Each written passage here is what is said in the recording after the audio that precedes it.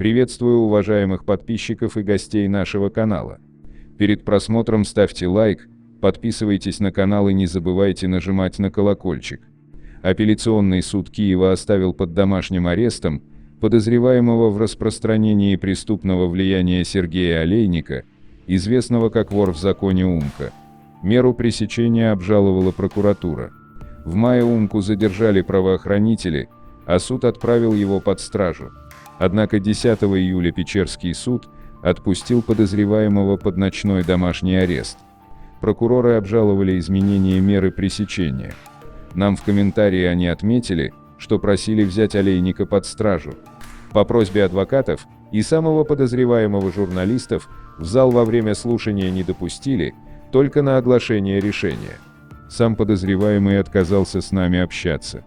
Наша общая позиция – не комментировать, сказал адвокат.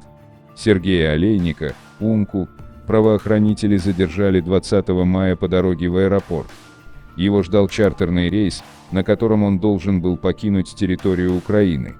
По данным следствия, его влияние распространялось почти на всю территорию Украины, в основном на родную Днепропетровскую, а также Одесскую, Николаевскую, Запорожскую области и западные регионы. По данным полиции, подозреваемый является представителем так называемого современного преступного мира. Он был коронован в Санкт-Петербурге в 2014 году, и в статусе вора в законе его ни разу не задерживали правоохранители. Следователи сообщили, что начали первый этап документирования этой организованной преступной группы в апреле. Тогда во время полицейской спецоперации задержали 16 человек. Ее возглавлял так называемый смотрящий. Олейнику объявили подозрение по статье 255.1 Уголовного кодекса «Распространение преступного влияния». В случае доказательства вины ему грозит от 12 до 15 лет лишения свободы. В подозрении Умки речь идет о нескольких эпизодах.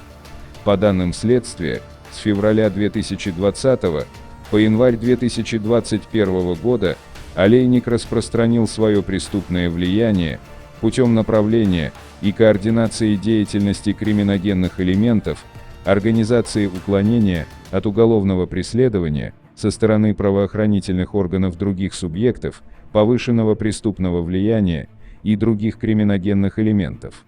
Подозреваемый Олейник дает согласие другим ворам взять из так называемого преступного общака $220 тысяч для откупа лица от экстрадиционного ареста в Испанию.